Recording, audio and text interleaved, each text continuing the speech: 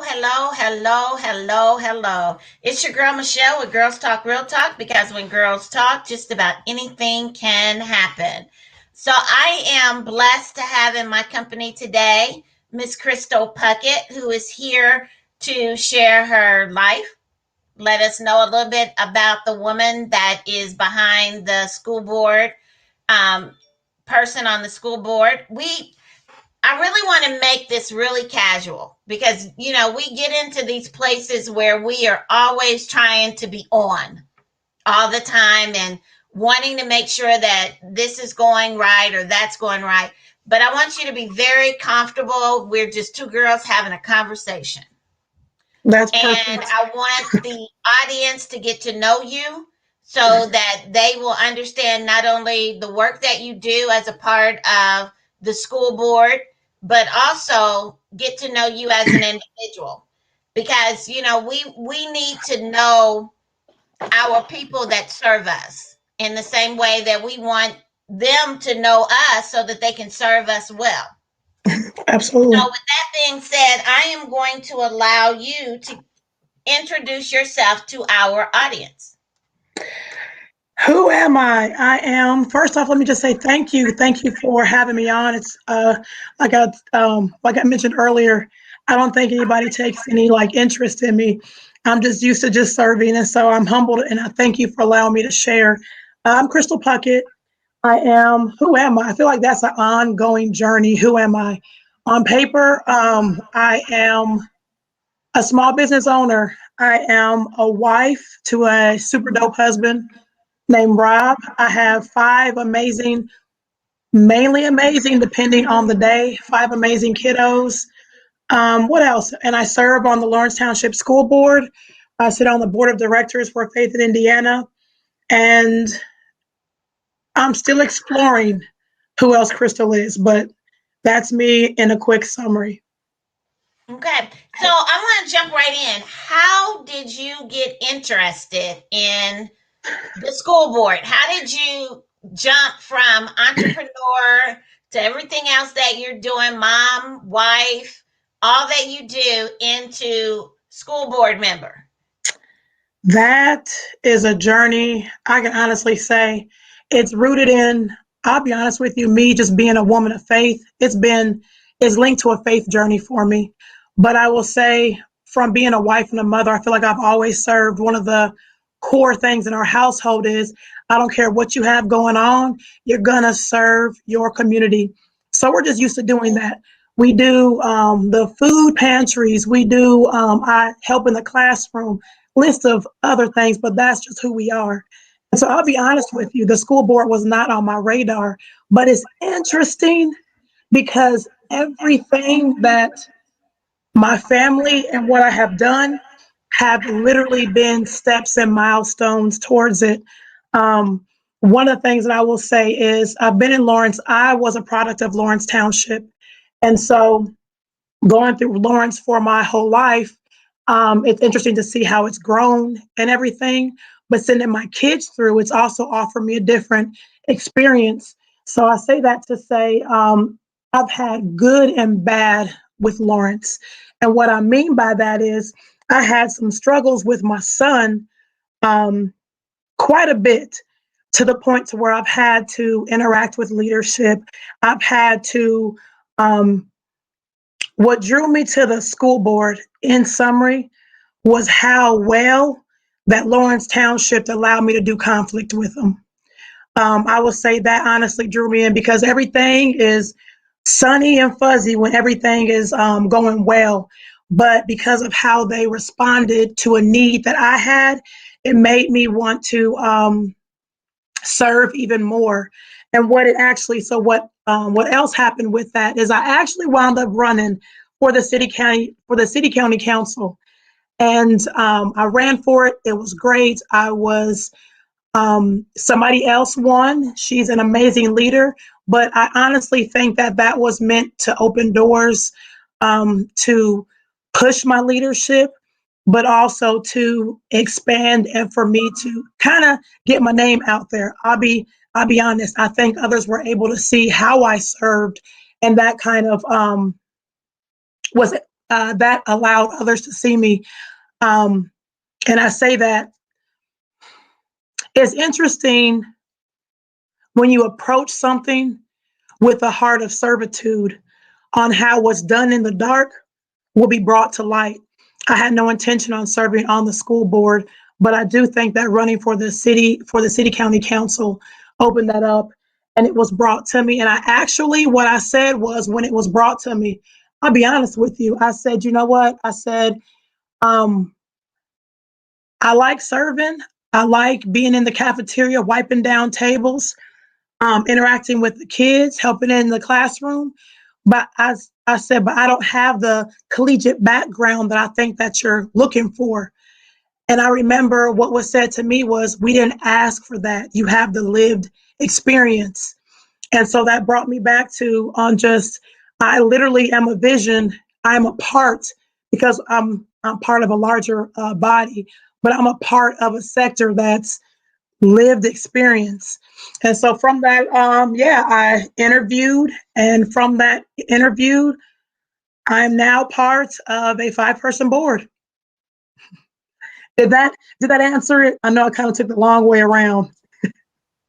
No, that was perfect. One of the things that I think it's important that we realize is that every step that we take throughout life, there is something that gets us ready for the next thing, whether we realize what it is or not.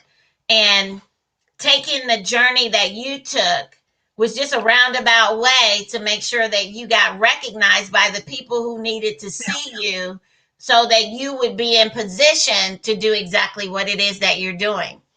I am not a product of Lawrence Township Schools. I'm a product of Indianapolis Public Schools. However, my kids are. My daughter graduated from LC. Hey, mine too. I've got 2 grandkids at LC right now. And I've got my middle grandson is at one of the elementary schools. The baby boy, Oh, wow. he ain't ready yet. He got a little more, he got a little bit more You gotta bring bacon him to to us. do. Bring us to us, love. Okay. Yeah, he's got a little more bacon to do before he gets there. But I think that it's important that people understand that we complain a lot about what is and what is not being done, but we're not willing to step into the space to be able to make the decisions that impact the entire school. So I'm just going to jump in there. Pandemic, Lawrence Township Schools. Where to begin? I will say one thing that I've learned as far as being on this leadership is how much schools are so much more. Schools are so much more. Lawrence Township, I will say, we did an amazing job on serving our families. It was so many facets to COVID. You're not just trying to meet needs as far as education, the ability to pivot and go from live instruction to virtual, having the means to do that, having the means to also serve families that don't have internet connection, having to serve families that have to go to work still, essential workers, and still meeting the needs of internet access, food. I will say Lawrence did an amazing job at meeting those needs. I would say COVID showed us where we were amazingly strong at. Our teachers stepped up to be able to literally pivot overnight. It was a literal overnight on site to virtual. It just shows just the impact of how schools are the centerpiece of our communities. So many families were fed. So many families have reached out for needs, and Lawrence was able to meet that. And not even as Lawrence Township within the school, but as a community.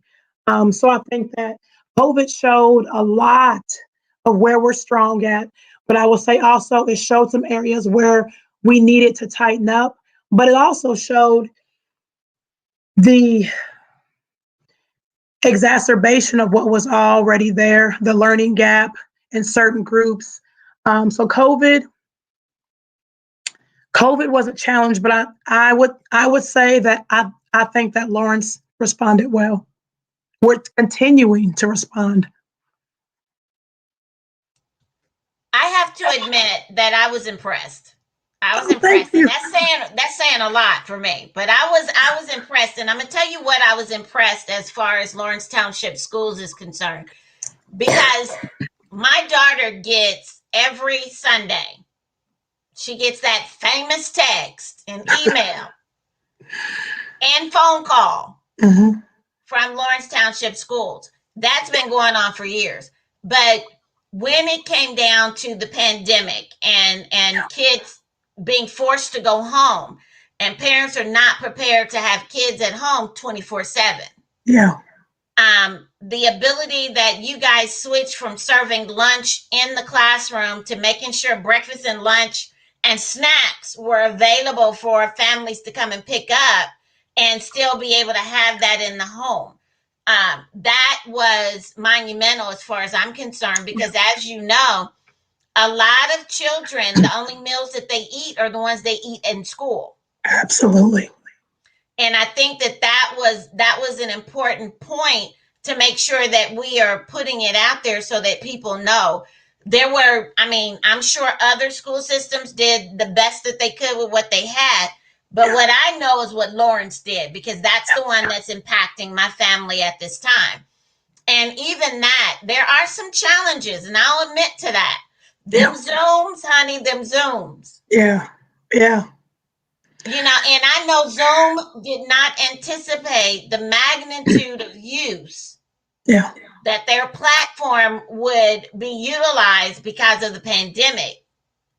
And I know the stretch with the teachers having to deal with in-person students and online students. Um, and I've listened to my grandkids. And one of the things that my granddaughter told me, she said, and she's in ICM. Okay. And she said, Mama, I don't think my teacher even realizes that we're on here, because they walk away from the camera and then focus on the students that are in the classroom. Sometimes you can hear, sometimes you can't hear. But then she has other teachers that are kind of like, why isn't your camera on? How Right. come I'm not hearing you? So you get both sides of it, to realize. And I'm sure, and you can speak better to this, but I'm sure it showed you the educational needs of your students in a greater light because of the pandemic It did. than it did before the pandemic hit. It absolutely did. It also showed the level of engagement that is needed on both ends, from parent to teacher. Sometimes you don't know that you're not doing something right until that person reaches out to you. Hey, there's a need that needs to be met. So I think that kind of helps tighten up some areas. I know for teacher to student, as far as just leaning into that communication piece. Um, it's also showing us too, like, it's interesting. I think as a parent, it showed me a deeper depth into my child's learning style also. So I think having to adjust and help with that was huge also. I think that, and I look at progress, or I measure success by progress. Is there progress in it? And I think that Lawrence is actually doing a really good job as far as doing better of meeting our children's needs concerning online, on site. And so, with everything first starting, it was just where to begin, where to begin. But the one thing that I keep asking myself is, have we made progress as a township? And I would like to say, as a parent, because we have 5 kids, we have 3 that are still in the township, that I certainly see progress in it. So that's been encouraging. And kudos to our teachers. This doesn't show the need for a pay raise for our teachers, which I urge parents, reach out to your local senators, your local state officials. this shows just how much teachers had to take on as well. I think it's important for people to understand that there is a huge gap between what Indiana pays their teachers, Yeah. even to what Illinois and Kentucky and Ohio pays their teachers. We're Yeah. behind about 10 grand, if not more, in what we're paying them. And so we are asking them to do so much more and to participate on a greater level, but we're not making sure we are honoring them in their pay to show the value Yeah. that we have in them. I was at one time in the classrooms, and Hunty, that is not an easy job. And I thank you for serving. I have a special place in my heart for teachers. You guys are therapists, you're teachers, your mothers, your fathers. You're so much. And that's one thing that I will say, that I am grateful that Lawrence was still able to give their teachers a pay raise during this. So I think that was one thing that truly speaks to how much that we value our teachers, but there's still so much more that needs to be done. Okay, well, let's speak to where we are teacher wise. I know that in a lot of regards, we don't have the number of teachers that we actually need. Yeah. And because I remember way back when I was in school, there was less than 20 kids per classroom. That just isn't the case anymore. You're seeing 30 plus kids in a classroom with one teacher, and then sometimes with a teacher's assistant that is moving between two classrooms. And so I urge those individuals, and I know that public instruction does not pay like private instruction does. I get it. But our kids need it.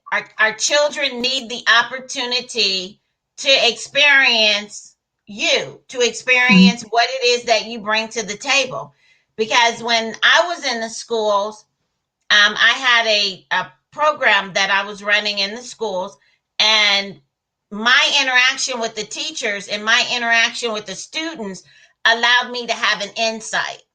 And there were times when I would be in the classroom teaching and understanding one-on-one what it looked like for those teachers, and the interaction that they have to have with the students, and the disrespect that they endure from some of the kids, because no one is holding them accountable for their behavior. And so, but we don't seem to have those supportive services that we used to have anymore, where we have the programs that are coming into the school that undergird the teachers, or to those difficult kids, instead of having to send them to the principal's office, you've got a program over here that's already designed to be able to handle whatever that child is dealing with. So understanding that, and I know we're not back 100% in the classroom. I was going to share this with you. My middle grandson, bless his heart, he's 9 years old. I have a 9-year-old too. And he was at home up until January. Okay. I'll take that back. He was home until spring break. Right. And right after spring break, when they opened it up, she shipped him back to school. She said, Yeah. You are one that has to be in the classroom. You are one that needs that teacher's interaction. And it's we kind of threw our parents into a scenario that nobody was prepared for. Yeah. And there were days when I would go over to my daughter's house, and this is what she said to me. I thought it was the funniest thing. She said, "Okay, now what day are you taking?" I said, "What do you mean?" She said, "I need to know what day you're taking, because I need to know how this is going to work now that these kids is at home." I said, "Sweetie, I have a whole job, a 9 to 5. She said, "Well, you can work from my house." I said, "Oh no, we won't do that." And I thought that it was important that people see that even those individuals that are in leadership are still struggling with their kids being home, Yeah. because we as a society are used to sending our kids to school for 8, 9, 10 hours, and then they come home and we deal with them up until bedtime, and then they go to bed, and then we have some me time, and then we go to bed, and the next day we start it all over again. Yeah. And Yes. so That's important. Yeah. even as a school board, and some of the challenges that you guys have had to face in trying to direct this whole orchestra that you are putting together, what are some of the things that you believe parents can do to be able to help their students during this time until things open back up and people feel comfortable being out in public like we used to be? You know what? One thing I can speak to, because I'm on the board, but I have children that are in Lawrence Township. And so with my kids going through it, one of the things that I noticed was I was frustrated as a parent where I wanted to throw the whole thing away. And I had to keep myself in the mind frame of how much more does my child feel. And so for us, it was just something as small as just asking, like checking in with them. How are you doing today? And there's times where I know for my youngest two, I have a 9-year old and an 11-year old. They didn't have words for it. I literally made a small box, put little holes in it, and I sat it down. I said, if you don't have the words now, I said, when you have a moment, write out how you are feeling, put it in this box so that I know how to check in with you. I think being able to hold space with our children doing during this is important, because a lot of times I know I was that child back in school. I was that child that you just wanted to wring their neck. I was that problematic child. But when I think about it, I was so creative and I was so bright, and my behavior was a symptom of a deeper issue. And so, one thing that I will give Lawrence, our leadership is amazing how well they've laid out SEL, social emotional learning. We as parents have tools. I urge you, a lot of stuff should be on your kids' Skyward, Canvas, however your teacher tends to interact. But there's social emotional tools that if you don't have the words and the framework to check in with your children, you literally have access to those tools to help do those check-ins. Because I think, if anything, this has been so hard on our children to articulate the language on the chaos that was going on inside of them, uncertainty, parents with job loss. I know we lost two of our family members from COVID. So having to also deal with, now my child has to sit on a Zoom call, and I've expressed to them a few days prior to about them losing a family member. So dealing with that, what does that look like moving forward with your learning? So I think COVID, Lawrence did, and we're continuing. That is one thing that they have been on, social emotional learning. But us as parents, sitting down and just simply holding space with our children, just sitting there and just listening, not even having to have a response. Sometimes kids just need us to listen and know that their feelings are valid and that they're heard. You bring a good point up that I think most parents would appreciate. That social emotional learning is so important, because Mhm. we deal with the whole kid. We don't deal with just the kid that's in the classroom.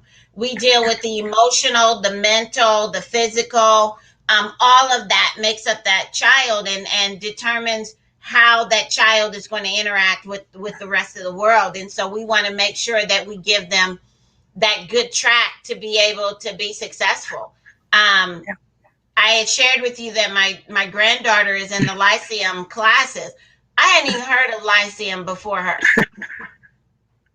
and I'm I was telling like, you. what are you doing? You talking foreign language or something? What is that?"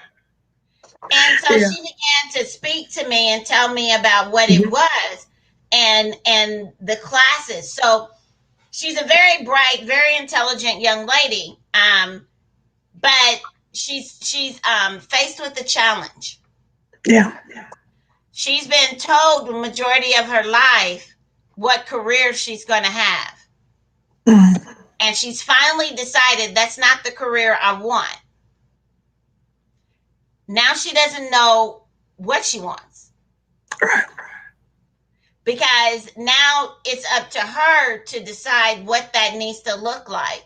So understanding that that's where she is when you have those students, and she's just a freshman, so we still got some Yeah. time. But when you have kids like that, what is the best way that you guys can advise a parent to handle that child to make sure that they have the tools that they need to determine the track that they want to go on that will prepare them for college or for a trade school or whatever it is that they want to do? When I tell you, Lawrence, again, we have amazing resources. And here's the kicker. It's so easy because when you think in the broad scheme of things, it can almost be overwhelming as a parent. I know for myself, I need it as simple as possible. And so I literally, with my freshman son, I set up a time to sit down with his counselor, and we went through his schedule and set it up to meet his needs. And that's one thing that I urge the parents to do. Utilize the resources, utilize your counselors, utilize your academic advisors.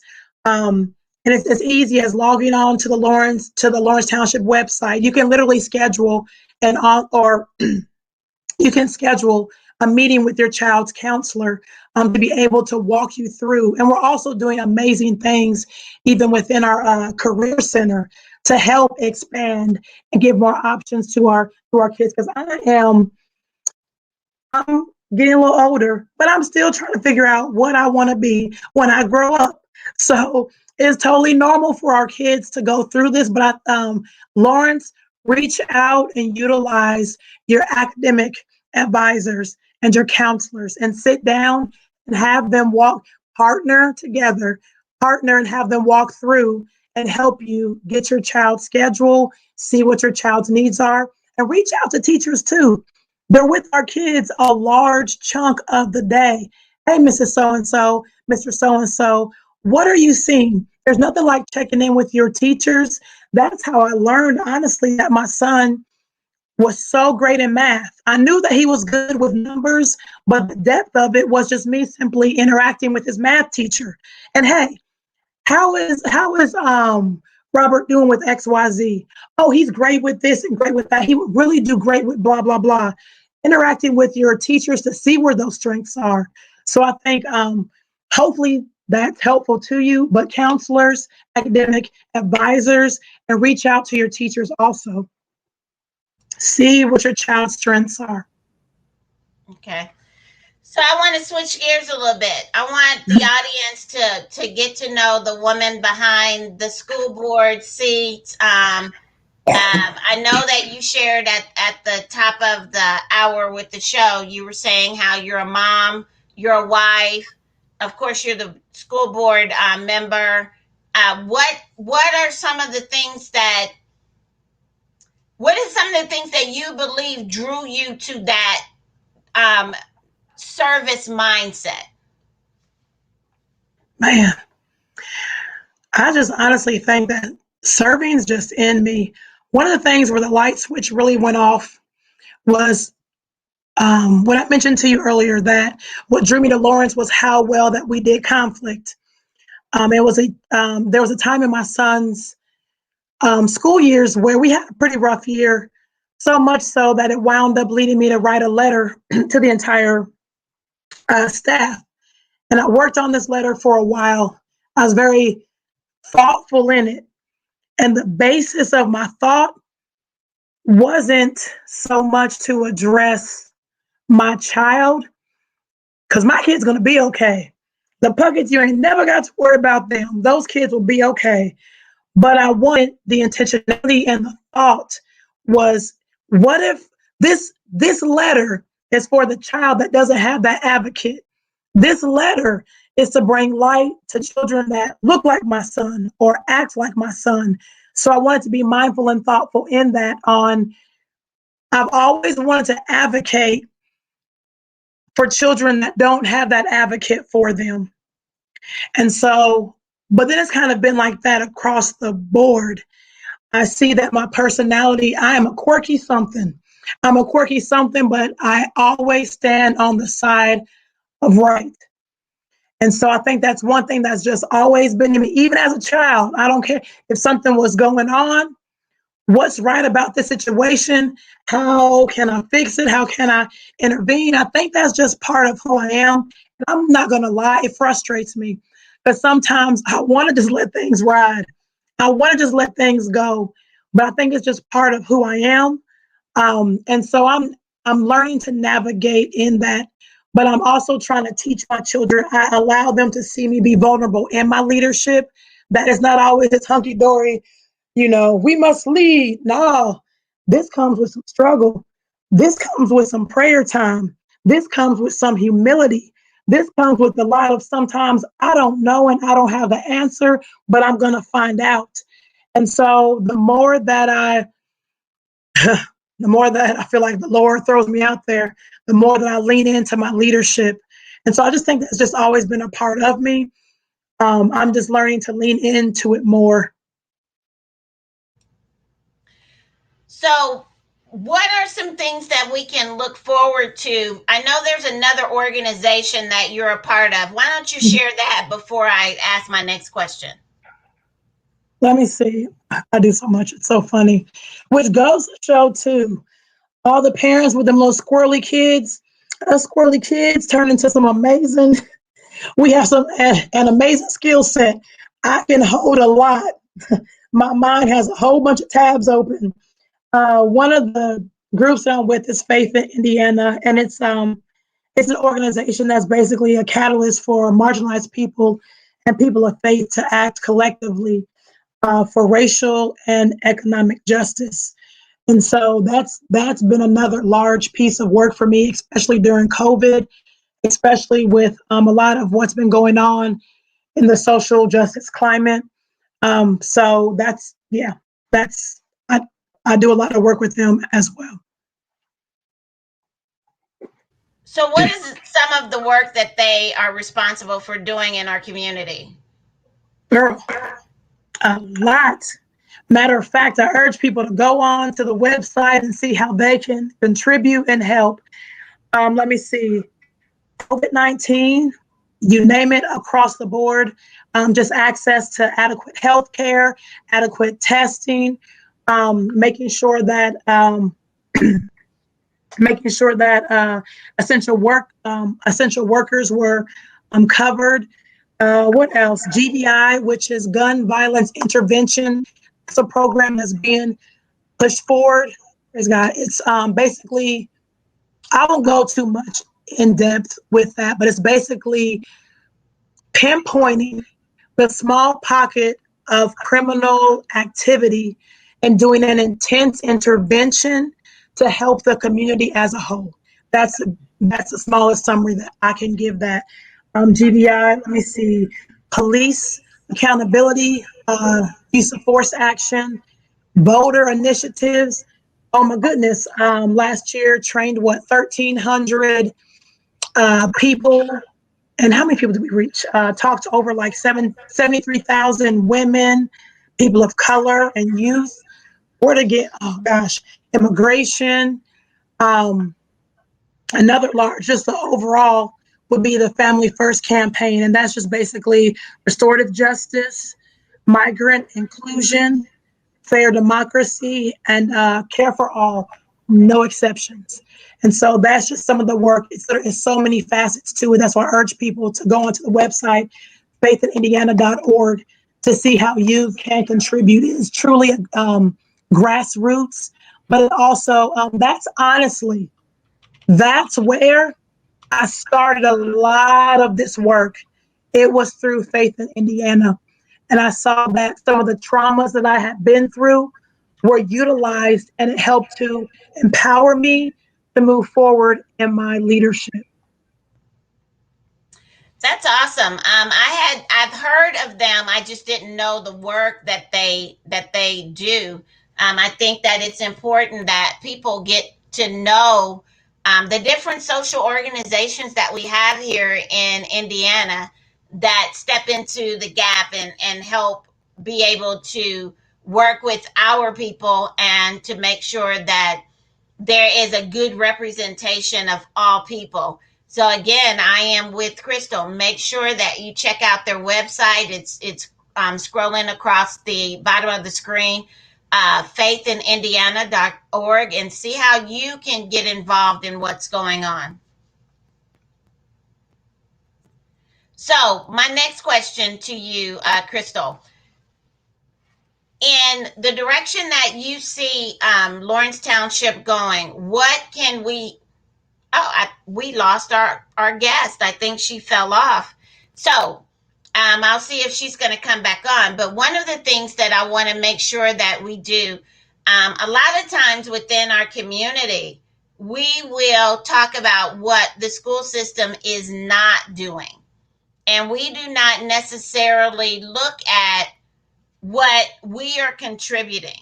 And so, as parents, even in the midst of this pandemic, I have seen parents step up to the plate and be there to help their kids with their school, even though they're working from home, working remotely and taking their breaks and checking on their children and making sure that their kids are getting their work done. Even to that, making sure that their kids are set up in the same area they're set up in, that they are working on their schoolwork while they are working on their work for their job. And the other thing is like she was saying, like Crystal was saying, make sure that you interact with your students' teachers. It is very important that they get to know who you are and you get to know who they are. Because let's face it, conflict arises all the time. But if you already have a relationship built with your teacher and conflict arises, there's already an impression of who you and your child are. So understanding who you and your child may be, then they can go to bat for your child because that relationship has already been established. And we need to see them as integral parts of our communities as well. When my children were older or younger and they were in school, I remember my oldest son came home and said to me, he said, "Mom, the teacher is not teaching me." And I said, "What do you mean she's not teaching you?" And he said, "She's only teaching the kids that are in the front of the classroom. And since my last name starts with an F, I'm in the middle towards the back of the classroom.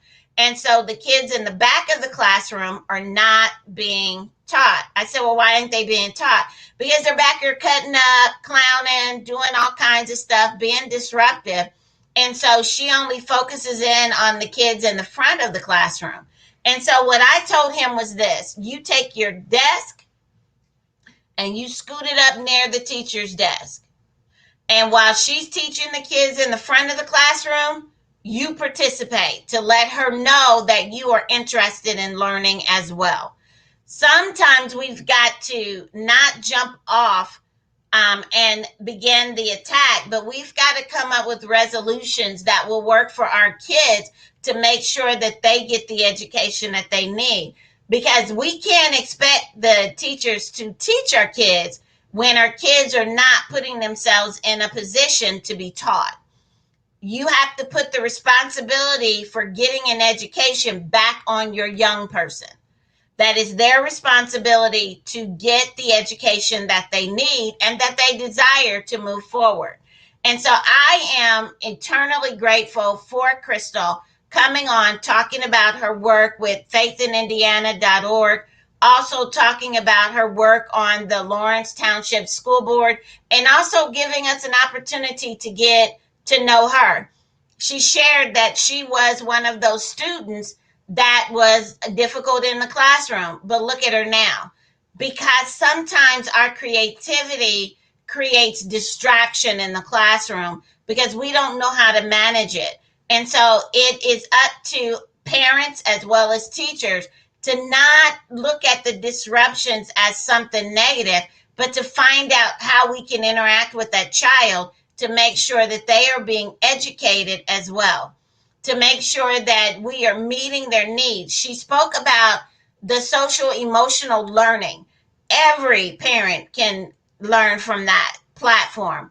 Go to the Lawrence Township website, be able to pull up that information, get those tools that they have available where you can check in with your child, see where they are emotionally, make sure that they have a voice and they feel like they are being heard as it relates to how this pandemic is impacting their lives.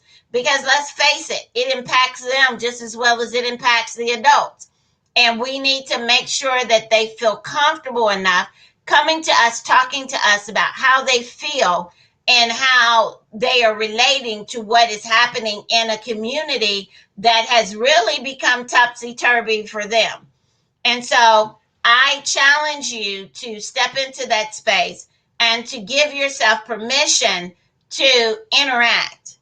Get to know the teacher, get to know the principal, get to know everyone in the classroom, and then allow them to be able to show you who they are and be able to support you in their role. Looks like our guest has come back on. Let's see if we can get her back in. Okay, Crystal. I apologize. The internet just went wonky on me. I'm so sorry. Oh, that's okay. Look, I understand that it happens. One of the things that I was just sharing with the audience was to make sure that we interact with our teachers, Yes. get to know our teachers, get to know our principals, get to know our vice principals, because it's through those relationships that we help our students grow. And it's also through those relationships, if there are challenges that are causing or is the reason behind the distractions that they are causing in the classroom, then we can work together to find a resource and a resolution to ensure that that is not what's happening going forward. I Okay. know that Sorry. my middle grandson has a speech impediment. And so he has a speech therapist that actually comes into the classroom and helps him to make sure that he's able to speak and to make sure that he's able to better understand what's going on. So I know if they have those type of programs for my grandson, I know there are other programs within Lawrence that will meet our other students exactly where they were or where they are. You were going to say something, Crystal? That is one area that we are extremely strong in. Our exceptional learners.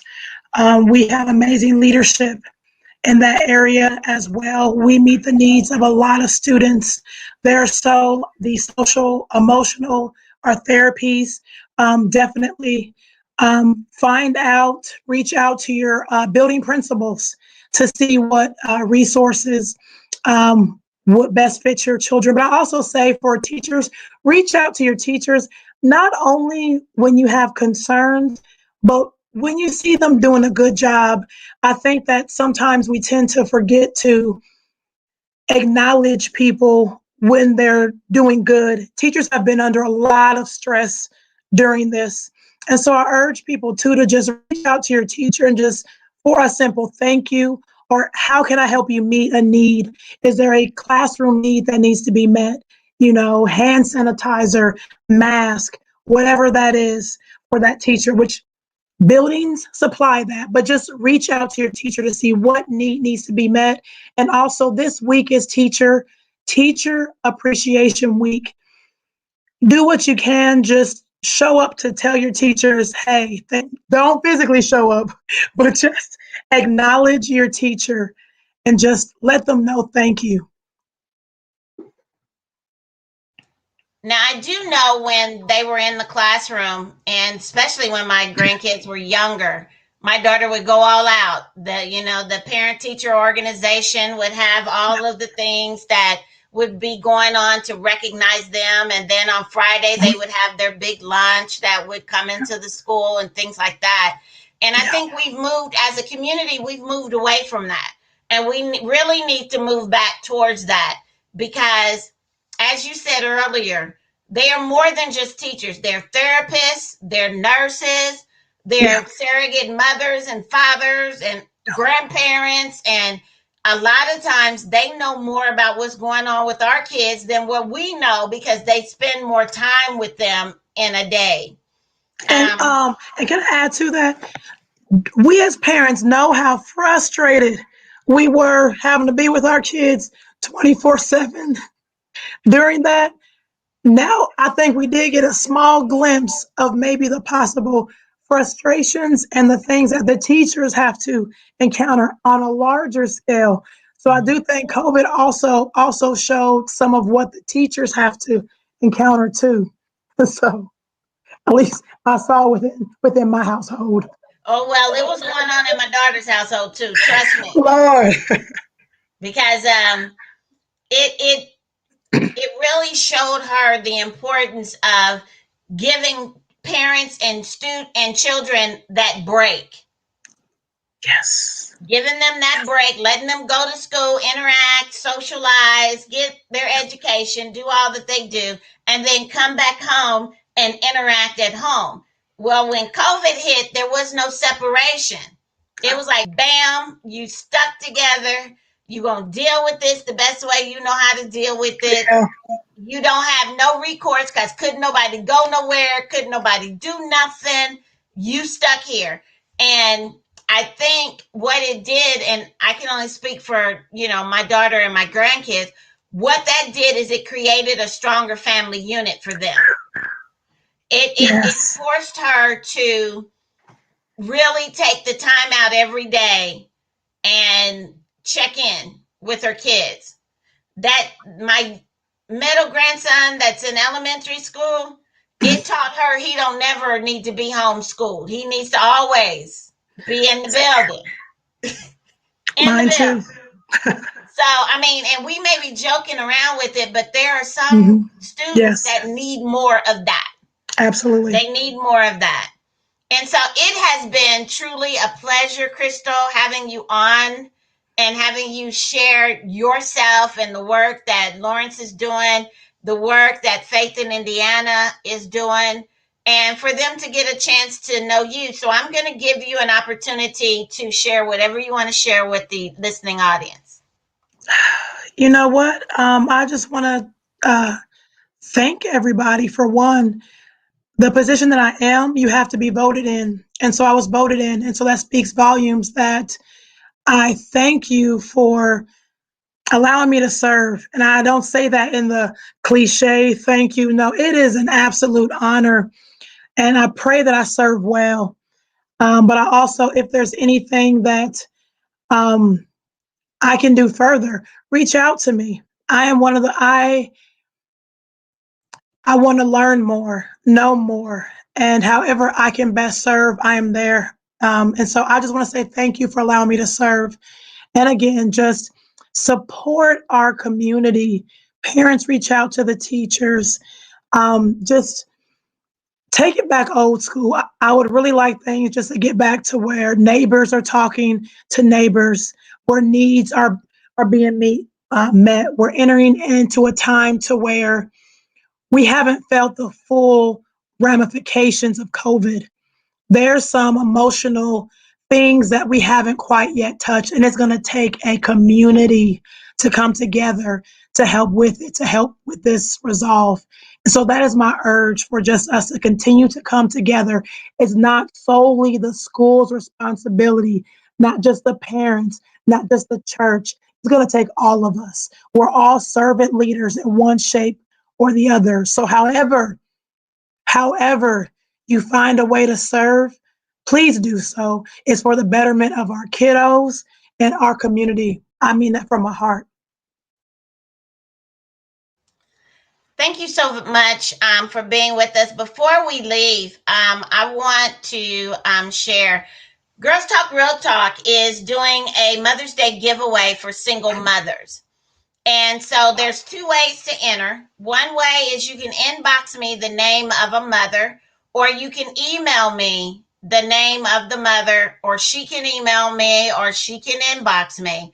And so basically what this looks like is that on Saturday evening, I will have a online live drawing of the names of the individuals that will walk away with gift baskets or prizes or products and services that we have gotten a community of business owners together that have donated on my Girlz Talk Facebook page and also my business page, Michelle P. Jones. I have a listing of all of the individuals that have agreed. We've got distributors with paparazzi jewelry. We've got coaching services. We've got books. I've got a publisher that's also a coach, and she's given $250 gift certificates for individuals that are interested. We've got gift cards. We've got a basket for the first person that is selected. It is a Pamper Me basket that has self-care items in it, and it also comes with wine. You know, I know some people like their wine. So the wine is from Sip and Share Wine. That's a local distributor here in Indianapolis. So there's a lot of different things that are available. If you are a small business owner and you are interested in sponsoring, please reach out to me. You can either inbox me off of Facebook, or you can email me off of the email address that's going across the bottom of the screen. And that's giveaway Mother's Day at gmail.com. So that's giveaway mothers with an S day at gmail.com. I was a single mother. I guess in some regards I still am, but mine are adult children at this point. And I realized that sometimes on Mother's Day, we find our own gifts because we're the ones that's giving the kids the money. Even though somebody else may be taking them out to go buy it, we are funding our own gifts. So this is an opportunity for us to share the love with some single mothers. I am doing this in honor of my niece, Latoya Elaine Chauvin, who passed away in March, always wanting to be a mother, but never getting the opportunity before she passed away. And so this is my way of honoring her and sharing. So every year that God gives me the ability to do this, this will be something that we will do in Latoya's name. When she passed away, she was 39 years old. And although it was unexpected, this is my way of celebrating her because she loved kids, let me tell you, and she would love on kids. And her nieces and her nephews will forever miss her because when I tell you she loved on them, she gave them the world. And if she was still here, she'd still be doing it. So I'm just asking that you step into the space with me and let's put some smiles on some hearts of some single mothers that may be struggling through this experience. Now, I know you're probably saying, well, what's the rules? You have to have a child or children that are at least 16 or under. I know some people have 17-year-olds and all of that, but there's a reason why I'm saying 16 and under, because those are the ones that normally have more difficulty finding a job and being able to do things on their own. So I'm asking you to inbox me. You can nominate somebody or they can nominate themselves. Inbox me. You can go to the Girlz Talk Facebook page, which is Girlz Talk 2018 is the one that you can begin to find me up under. Or you can even email me at the Girlz Talk email address.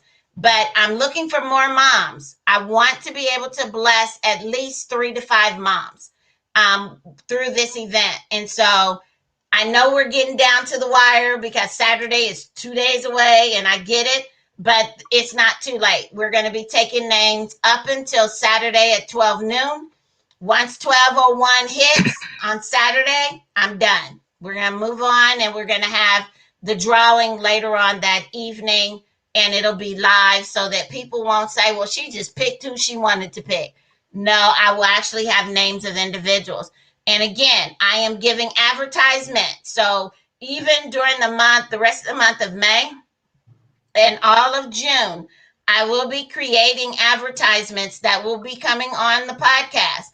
And so these sponsors that are a part of the giveaway, I will have a advertisement up for you to be able to contact them about their products or their services.